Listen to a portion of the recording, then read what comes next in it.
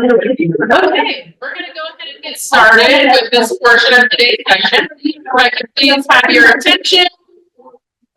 Awesome. Okay, so I'm going to start by introducing myself. For those of you who haven't met me, my name's Rebecca Harper. I'm the Executive Director for Lake County Farm Bureau.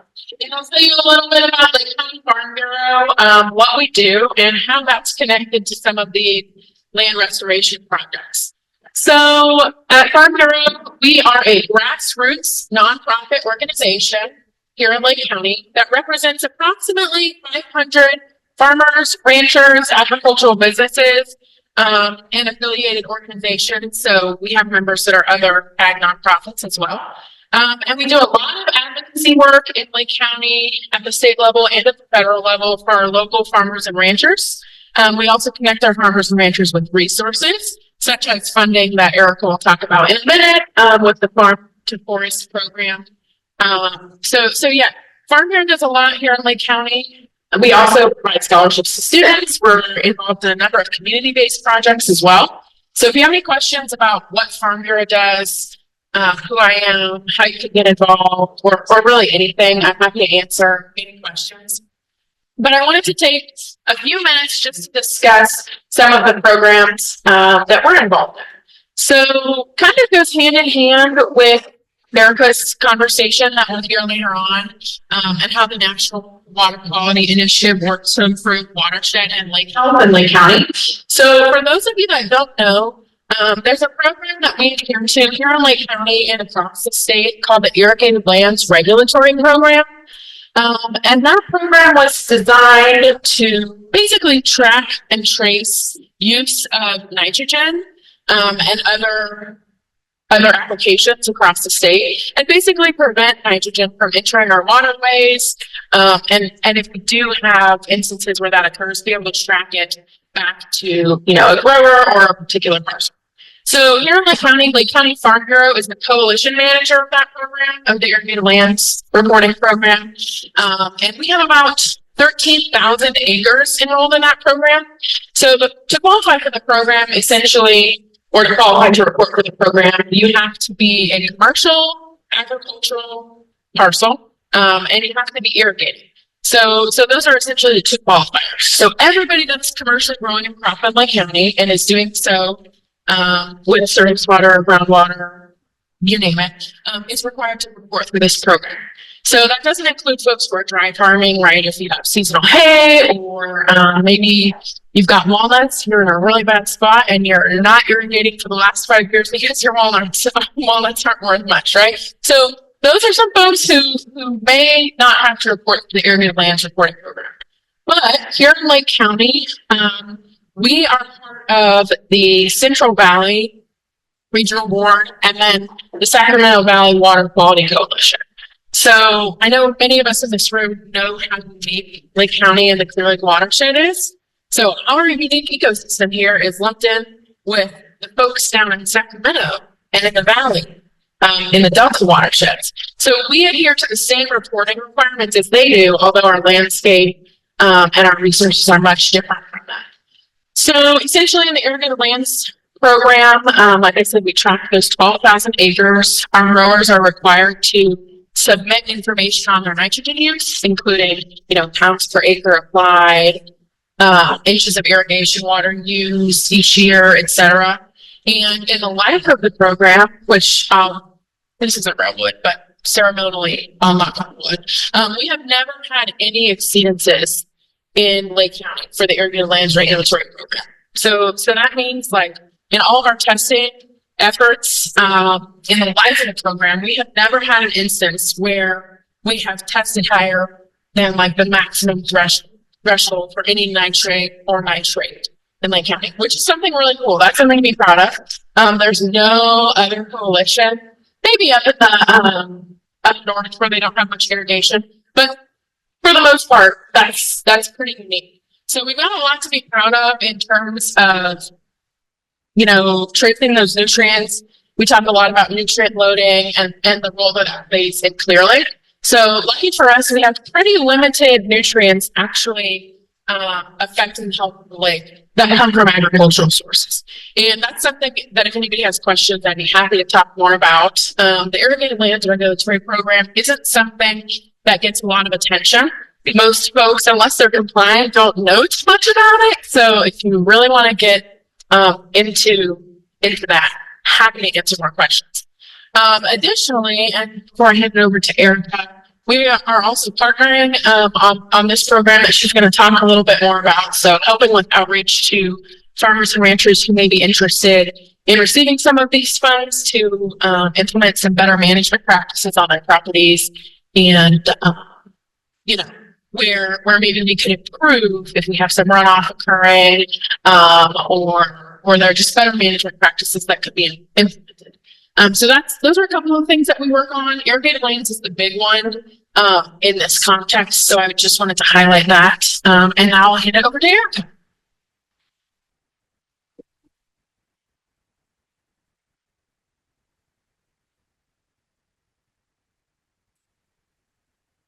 Hello, guess everyone can hear me. Close enough, closer. Yes. Okay. How's that? Right now. It's funny how you can't. Oh, yeah, I hear it. Okay. As Rebecca said, my name is Erica Lundquist. I work for the USDA Natural Resources Conservation Service. We have a local office here in Lakeport that serves Lake County, and today I want to sort of. My major goal is actually to have as many people as possible know about this initiative so that you can help us find people who might want to apply for funding. So, it's a program through, our agency. Let's see, advancing here. And it was initiated in 2012 in partnership with the EPA, sort of recognizing that we especially our agency, we help people, anyone who applies, but it's much better to have an effort where you're targeting the most important places, the places that really need the work. So Angela, who seems to do so much in this county, found out, there she is, about the program and applied for it. And So Lake County is Clear Lake Watershed is one of the watersheds that's got specific funding for water quality improvement through our agency. And it does need to be impaired waters, which Clear Lake, unfortunately, definitely qualifies for. And it's also, of course, a source of water, a drinking source for a lot of people. And so part of this project, it starts out with a plan. So there was a $50,000 grant to the County Watershed Protection District and California Rural Watershed Association to write a plan that sort of summarizes what's needed in the watershed. It's not like it's like what we hear today is probably much more than what's in that plan, but it sort of sets up overall what's needed in the watershed. And so how much funding is there through this initiative? This year there was the first year, the plan had already been completed, so we could start to fund projects. And we funded one project for $130,000. We had $125,000 available, so we got a little more. And there were actually two other projects for $70,000 that were funded through the Lakeport NRCS office that were water quality in the Lake Watershed, but I knew they weren't going to fit into this one. So the big push, though, to me, is to find more projects. So this year, this coming fiscal year, $316,000. And it could be, and then in subsequent years, if we have a lot of demand, if there are a lot of projects out there, we can request more funding. So, and it can be renewed beyond 2028. So I'm going to, so again, the plan gives watershed assessment kind of at the HUC 12. Is that anyways, the hydrologic unit, like the size of Kelsey Creek, Middle Creek, are watersheds that you keep seeing around Clear Lake. And it identifies critical source areas, watershed goals, and outreach. And outreach, again, is kind of what today is about, so that you will understand how it works and you can tell people to sign up for it. So this was Well, from the plan, the focus of this report, previous studies have indicated that external nutrient loading can be largely attributed to phosphorus loading from soil erosion. So interesting to be here and at this symposium, and I think we're already knowing a little bit of this, that internal nutrient loading is such a big thing. There's already so much sediment here at the bottom of the lake that controlling sediments is not going to do anything quickly. However, there's many reasons why we want to reduce sediment and other pollutants from coming down through a watershed. So this map was part of the report, and it just kind of shows vaguely where the critical source areas are. And so you can see that the area that potentially our agency would be involved with is the agriculture, the orange blobs. And I will, as you'll see from my presentation, I think it should be expanded to the upper watershed, to the kinds of lands that we can work in upper watershed as well. So I'll go into that briefly. So recommended projects from this plan included recommendations on septic systems and sewer systems. The two blue ones, Coal Creek flooding mitigation, Clear Lake Keys agricultural runoff mitigation, are projects that are kind of in the works that we've heard some things about, and our agency has actually started to help with some of the funding for projects on Coal Creek. So, and then in the Clear Lake Keys, I could see potentially landowners, up above in High Valley applying for projects if they wanted to. And then the two dark green bullet points, those are the two sort of the big general ones that from this plan just says, agricultural runoff mitigation, open space and forest. So, what can we do? And that's what I'll talk about briefly. And then finally at the bottom, the wetland restoration. Our agency actually has wetland conservation easements, and we have several of them along the Big Valley. So that's a potential for people to apply if they have wetlands that they want to conserve a perpetuity. Our agency can help with a conservation easement for wetlands. So I want to say more about, getting outside in the agricultural areas. I hope you can see this well enough. The farmland are kind of the greenish areas that were those orange blobs in the other map. But then you can see Scotts Creek watershed is to the west, Middle Creek and Clover Creek to the north. And those are really a huge amount of those areas are public land. And so we don't fund projects on public lands. However, the inholdings are potential applicants.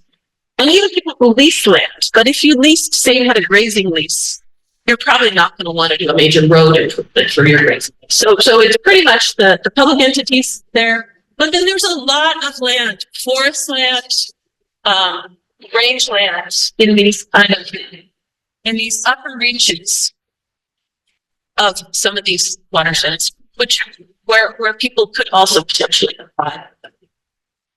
So we work on what we call working lands. So people earning income. So cropland, pasture land, rangeland, forest land. Forest land is kind of very open. So if you've got forest land, you don't have to be harvesting it like on a regular basis. It's probably going to qualify. Same thing with oak woodlands, even qualify as forest land, especially if they're being used as grazing land. So applicants must be in agricultural production. That's kind of the working land. Demonstrate control of the land. So you don't have to own it. It could be somebody leasing the land. And apply with our AGI provisions, which are quite high, usually never a problem in Lake County. And then we rank projects based on natural resource benefits. And the payments are not necessarily going to cover all the costs. So that's something we work through with people. We do the planning. We let them know what their financial incentive will be. Let them decide if they can cover their part. And so practices, things that we can do on all land uses would be road improvements. And I'll talk more about that later, but roads can be, first of all, they're a chronic source of, you got it in the maintenance. My road is getting rutted. It's a big mess. And often if you reshape the road to outslope, to rolling dips, the you turn it back to more of the natural hydrology. So instead of concentrating water and delivering sediment to the streams, you fix your road, and it's less work for you ever after, hopefully, and improves water quality. So restoration and revegetation of plant communities would be a way to improve water quality, especially in riparian areas. We can help with gully repair, stabilization, and stream bank work, which actually is something that's it's a little harder for us to enter into once we get over a very small, like 100-acre watershed size. We have to get kind of another partner who can do the planning. Because if you think about armoring a stream bank, what happens is, okay, my stream bank is eroding. You armor it, you fix it. You've just pushed it over across the way to someone else. It's a bigger thing to really plan any kind of large scale stream bank restoration. So that's one that we don't often get involved with, but we can help if somebody's got the plan and the design, and potentially our funding can supplement it.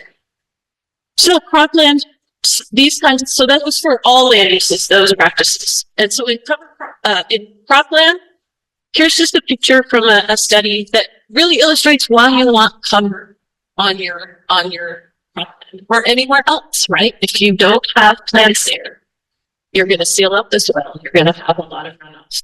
And so those plant roots are really vital, and they help your soil in other ways as well. So reduced tillage, mulching, nutrient management would be sort of helping you look at your fertilizer or your organic amendments and see if you can manage them more efficiently using less material, pest management, irrigation improvements related to water quality. So in other functions, we can do irrigation improvements for water efficiency.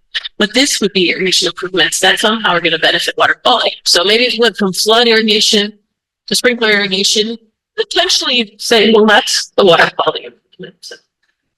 Vegetative buffers. Rangeland, you may not think about it, but a couple of the projects that I talked about are fencing livestock out of streams or out of lagoon.